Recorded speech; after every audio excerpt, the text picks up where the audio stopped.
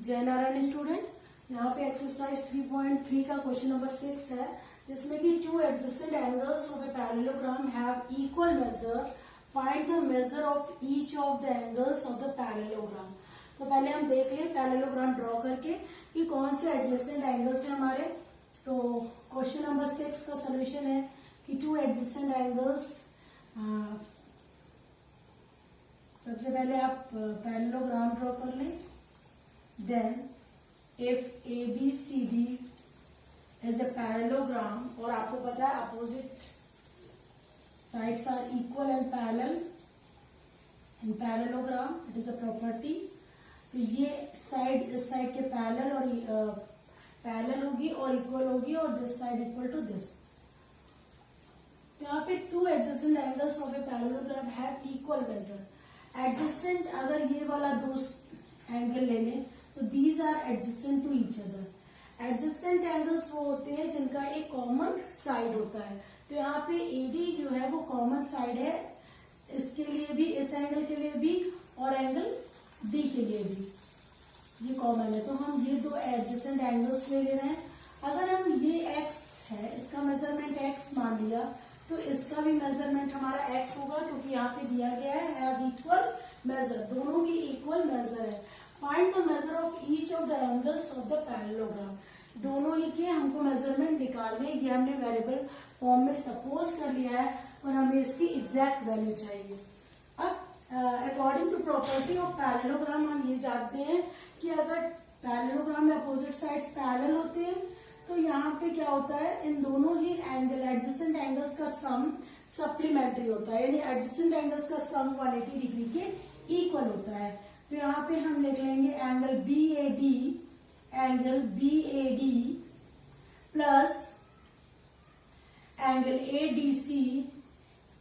ADC equal to 180 degree. यहाँ पे हम ये लिख सकते हैं प्रॉपर्टी कि एडजेसेंट एंगल्स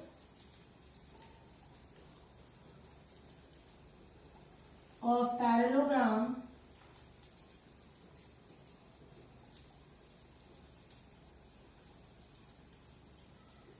सप्लीमेंट्री।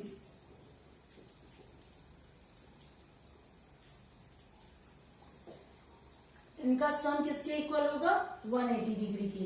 तो अगर इसकी वैल्यू x हमने मान ली और सेकेंड वाली भी x होगी, तो ये हो जाएगा 180 डिग्री के इक्वल। तो x प्लस x हो जाएगा 2x equal to 180, then x equal to 180 बाई 2। तो 2 9 is 18, तो ईच एंगल हमारा 90 डिग्री हो गया, क्योंकि2x इक्वल टू 180 है, तो x इक्वल टू 180 बाई 2 हो जाएगा, और डिवाइड करने पे इसका मेजरमेंट 90 डिग्री आ गया, जो कि सोल्यूशन है क्वेश्चन नंबर 6 का। अब question number 7 had the adjacent figure हो, HOPE हो इज ए पैरेललोग्राम। एक एडजेसेंट फिगर है, वो पैरेललोग्राम है। Find the angle measure X, Y and Z। State the property use to find them। और यानी कि स्टेप बाय स्टेप हमें इसे सॉल्व करना पड़ेगा, और क्या क्या प्रॉपर्टी हम यहाँ यूज कर रहे हैं उसको हमें ध्यान में रखते हुए इसको सॉल्व करना है और उसको स्टेट करना है। तो क्वेश्चन नंबर 7 का सोल्यूशन है फाइंड द एडजेसेंट फिगर हो। ये एक पैरेललोग्राम है, इसमें x, y और z की वैल्यू फाइंड करना है। तो सबसे पहले हमें पता है कि अगर ये फिगर पैरेललोग्राम है तो opposite sides parallel and equal होंगी। तो ये parallel to EH parallel to PO होगा और EP पैरेलल टू HO होगा। तो यहाँ पे अगर दो साइड पैरेलल है और PH ट्रांसवर्सल का वर्क कर रहा है, तो यहाँ पे ये वाला एंगल जो है हमारा किसके इक्वल हो जाएगा। अगर ये दोनों पैरेलल लाइंस हैं तो 40 y इक्वल टू 40 हो जाएगा। तो यहां से क्या हो गया, y question number 7 y equal to 40 हो गया। क्यों हो गया, क्योंकि in the case of parallel lines alternate angles are equal. Alternate angles are equal. अगर टू लाइंस पैरेलल हैं तो अल्टरनेट एंगल्स आपस में इक्वल होते हैं, तो ये 40 किसके इक्वल हो जाएगा, y के। अब यहाँ पे देखिए, अगर हम 40 y के इक्वल हो गया, अब z की वैल्यू फाइंड करेंगे, और हम देख रहे हैं ये वाला पैरेलल लाइन है, ये दोनों आपस में पैरेलल लाइंस है, और अगर ये ट्रांसवर्सल का वर्क कर रहा है तो 40 प्लस z किसके इक्वल होगा, 70 की, क्योंकि ये पूरा एंगल और ये पूरा एंगल क्या किसका वर्क कर रहा है, करस्पॉन्डिंग एंगल्स के। तो करस्पॉन्डिंग एंगल्स आर इक्वल।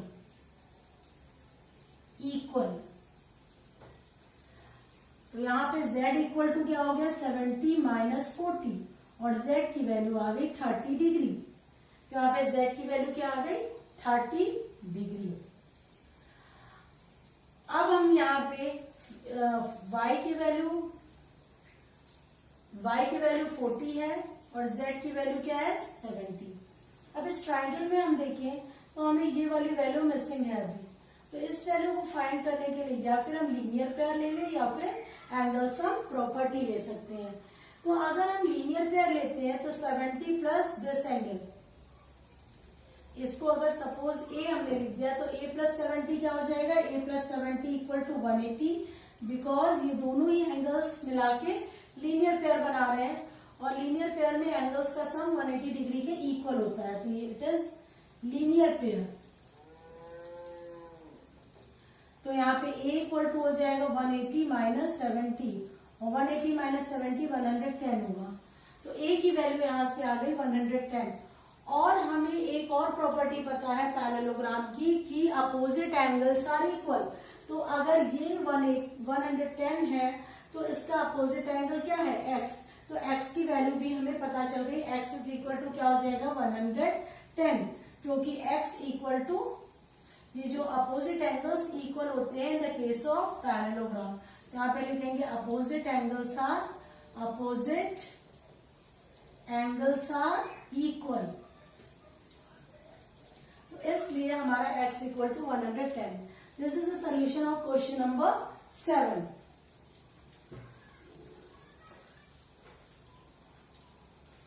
ये क्वेश्चन नंबर 7 का सोल्यूशन है। अब हमारा क्वेश्चन है क्वेश्चन नंबर 8।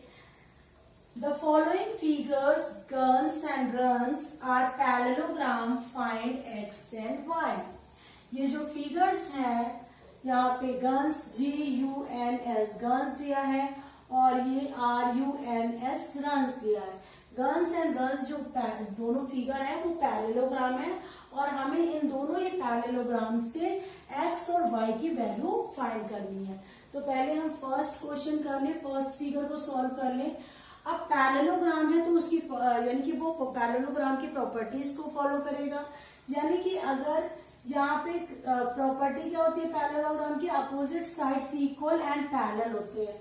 तो यहाँ पे 3x किसके इक्वल हो जाएगा, 3x इक्वल टू 18 हो जाएगा। क्यों हो जाएगा, क्योंकि अपोजिट साइड्स आर इक्वल, क्योंकि फिगर हमारा पैरेललोग्राम है और पैरेललोग्राम की प्रॉपर्टी क्या होती है कि अपोजिट साइड्स इक्वल होते हैं। यहाँ पे 3x इक्वल टू 18 हो गया, तो x इक्वल टू 18/3, इसकी वैल्यू 6 आ गई, तो x की वैल्यू हमारी 6 आ गई। अब अपोजिट साइड्स में ये भी एक दूसरे के पैरेलल और इक्वल होते हैं, और ये दोनों साइड भी एक दूसरे के पैरेलल और इक्वल होंगे। तो यहाँ से y की वैल्यू आ जाएगी 3y minus 1 equal to 26, then 3y equal to 26 plus 1, यानी 3y equal to 27, then y equal to क्या हो जाएगा 27/3 9 27। तो y की वैल्यू आ गई 9 एंड x की वैल्यू आ गई 6। और ये कहां से हुआ, ये भी कैसे हुआ, अपोजिट, इसकी भी प्रॉपर्टी थी opposite sides are equal in the case of parallelogram. Parallelogram में अपोजिट साइड्स इक्वल होते हैं, तो ये प्रॉपर्टी हमें यहां से लगाएंगे 3x equal to 18 and 26 equal to 3y minus 1। तो हमारा सोल्यूशन आ गया x equal to 6 and y equal to 9, और हमें x और y की वैल्यू यहाँ पे फाइंड करनी थी। अब हमारा आया क्वेश्चन नंबर 2, जो कि क्वेश्चन नंबर 8 का सेकंड पार्ट। अब इस सेकंड पार्ट में क्वेश्चन में क्या कहा है कि यहाँ पे आपको पैरेललोग्राम में हमें पता है कि बाइसेक्ट करते हैं, जो डायगोनल्स होते हैं वो बाइसेक्ट करते हैं। यहाँ SU एंड RN जो है वो डायगोनल्स हैं जो कि बाइसेक्ट कर रहे हैं इस पॉइंट पे। तो प्रॉपर्टी के अकॉर्डिंग ये कहा जाता है कि उनके जो डायगोनल्स हैं वो बाइसेक्ट करते हैं, यानी इक्वल पार्ट में डिवाइड करते हैं। तो यहां से इस पॉइंट तक का डिस्टेंस है 16, तो 16 किसके इक्वल होगा? x प्लस वाई की, क्योंकि बाइसेक्ट करते हैं डायगोनल्स आपस में। और 20 किसके इक्वल हो जाएगा? y प्लस 7 की, क्योंकि इन दोनों ही according to parallelogram, property of parallelogram में हमें पता है डायगोनल्स बाइसेक्ट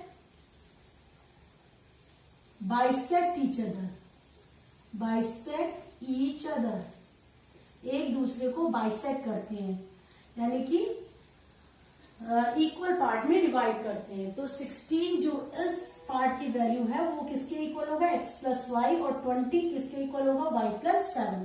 तो यहां से y की वैल्यू निकालने, y इज इक्वल टू हो जाएगा 20 minus 7 and this equal to 13। y की वैल्यू 13 आ गई। अब हमें x यहाँ y की वैल्यू यहां से लेके हम कहा रख देंगे? फर्स्ट इक्वेशन में। तो put the value of y in equation first. तो 16 equal to x plus y है, और 16 equal to x plus y की वैल्यू 13 पुट कर दिया, तो x इक्वल टू क्या हो जाएगा? 16 minus 13 and this is equal to 3। तो x की वैल्यू 3 आ गई एंड y की वैल्यू 13 आ गई। तो ये सोल्यूशन था क्वेश्चन नंबर 8 के सेकेंड पार्ट का। इसका सोल्यूशन आ गया, क्योंकि यहाँ पे हमने देखा कि डायगोनल्स, कौन सी प्रॉपर्टी लग रही है पैरेललोग्राम में? डायगोनल्स बाइसेक्ट करते हैं एक दूसरे को। अब इस क्वेश्चन के बाद आता है क्वेश्चन नंबर 8 का थर्ड पार्ट, जिसमें यहाँ पे हमें दो डायगोनल्स दिए, पैरेललोग्राम दिए हैं, एक RIS के और दूसरा पैरेललोग्राम है EQLC। ये दो पैरेललोग्राम है। तो हम पहले फर्स्ट वाले पैरेललोग्राम में देखें, और यहाँ पे x की वैल्यू फाइंड करना है, यानी कि एक छोटा सा ट्राइंगल बना रहा है, और ट्राइंगल में अगर इन दोनों ही एंगल्स की वैल्यू हमें पता हो तो हम इस थर्ड एंगल की वैल्यू फाइंड कर सकते हैं। इसके लिए क्या करेंगे? हमें पता है KSIR, this is a parallelogram,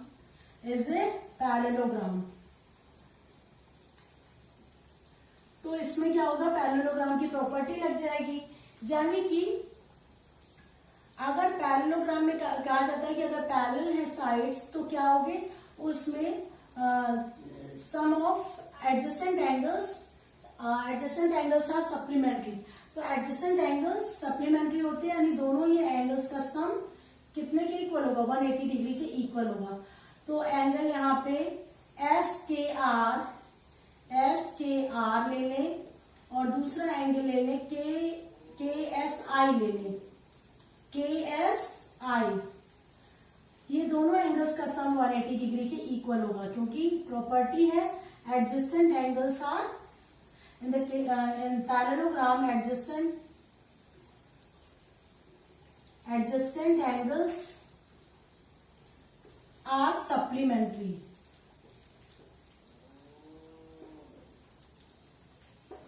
adjacent angles supplementary होते हैं। तो SKR की वैल्यू है 120 प्लस हमें इसकी वैल्यू निकालनी है, तो KSI इक्वल टू होगा 180, then KSI equal to 180 minus 120 and this is equal to 60, यानी इस एंगल की वैल्यू आ गई 60 डिग्री। ये हमारा 60 डिग्री आ गया। अब इसी तरीके से सेम हम निकाल लेंगे E की वैल्यू, यानी UEC की वैल्यू, क्योंकि ये भी एक पैरेललोग्राम है। ये जो हमारा UECL जो है वो एक पैरेललोग्राम है। तो यहाँ पे अगेन हम लिखेंगे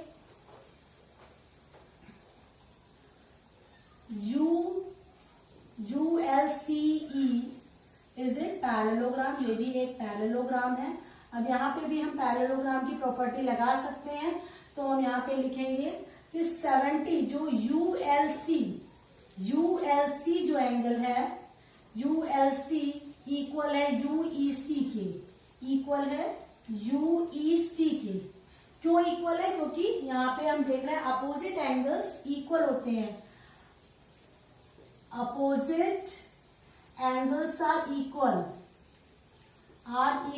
पैरेललोग्राम में अपोजिट एंगल्स इक्वल होते हैं। तो यहाँ पे यूईसी की वैल्यू क्या हो जाएगी? 70, एंगल यूईसी इक्वल टू 70 हो जाएगा। तो यानी इस एंगल की भी, ये एंगल भी हमारा फाइंड हो गया, इसकी वैल्यू हो गई 70। अब हम यहाँ पे देख रहे हैं जो छोटा सा ट्राइंगल है, इस ट्राइंगल में 2 एंगल्स हमें पता चल गए और थर्ड एंगल हमें निकालना है। इसका मतलब है कि यहाँ पे हम एंगल सम प्रॉपर्टी लगा सकते हैं। तो अब इसमें क्या करेंगे? एंगल सम प्रॉपर्टी लगाएंगे, और ट्राइंगल के केस में एंगल सम प्रॉपर्टी लगती है। तो यहाँ पे तीनों ही एंगल्स का सम क्या हो जाएगा?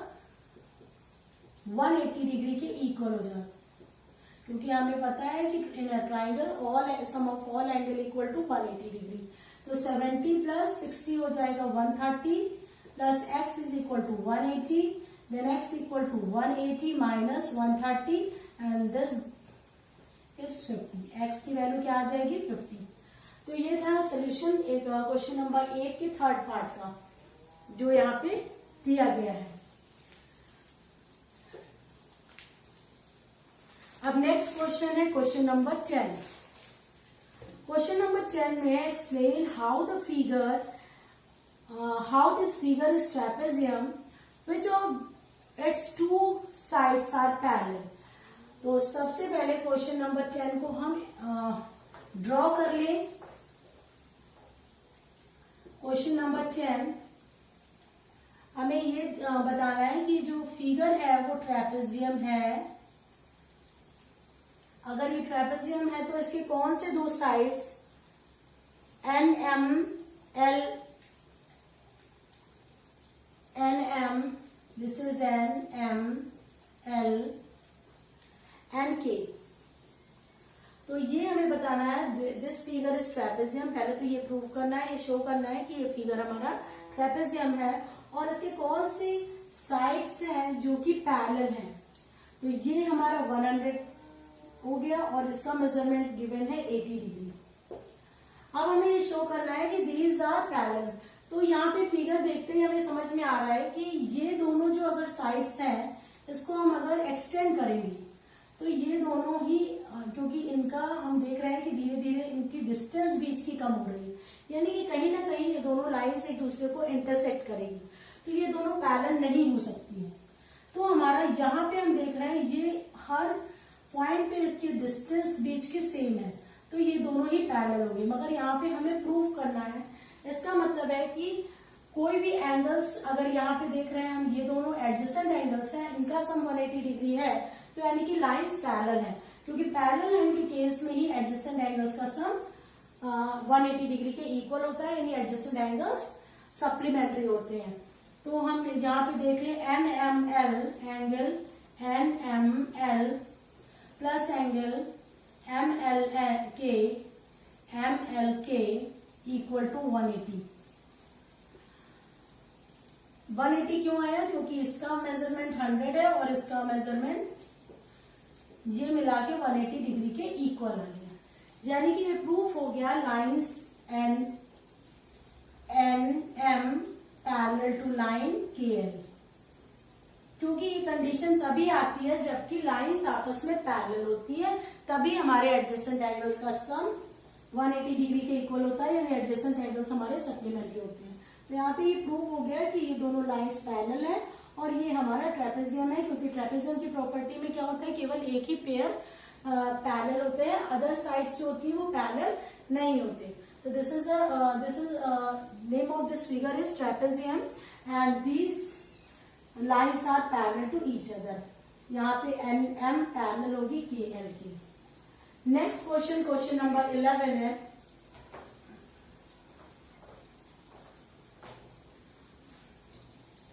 क्वेश्चन नंबर 11 में है फाइंड मेजरमेंट ऑफ C। तो पहले हम ये फिगर ड्रॉ कर लें। मेजरमेंट ऑफ C हमें फाइंड करना है। यहाँ पे भी एक ट्रेपेजियम दिया गया है, this is DCAB।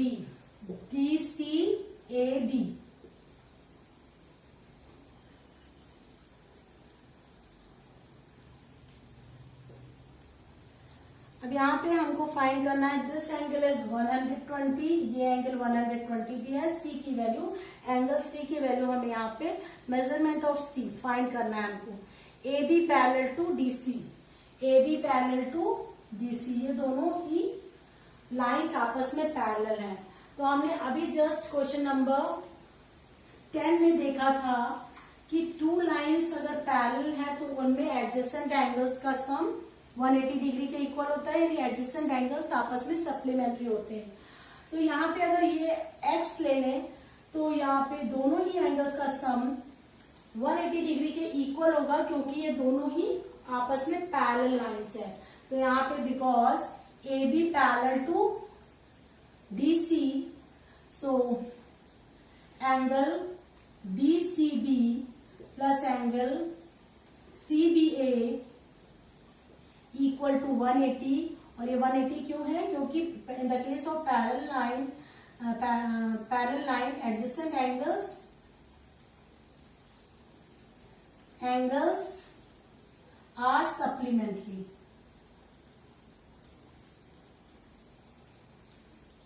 Adjacent angles supplementary होते हैं। तो इसकी वैल्यू x है और इस ये 120 डिग्री है और this equal to 180। Then x equal to 180 minus 120. That means value of this is 60. वैसे भी हम देखें 120 में 60 ऐड करेंगे तो क्या आ जाएगा 180 डिग्री। और ये दोनों लाइंस पैरेलल हैं, इसलिए एडजेसेंट एंगल्स का सम 180 डिग्री के इक्वल होगा। और यहाँ से हमारा x की वैल्यू फाइंड हो गई और x की वैल्यू आ गई 60 डिग्री। अब लास्ट क्वेश्चन है इस एक्सरसाइज का, क्वेश्चन नंबर 12।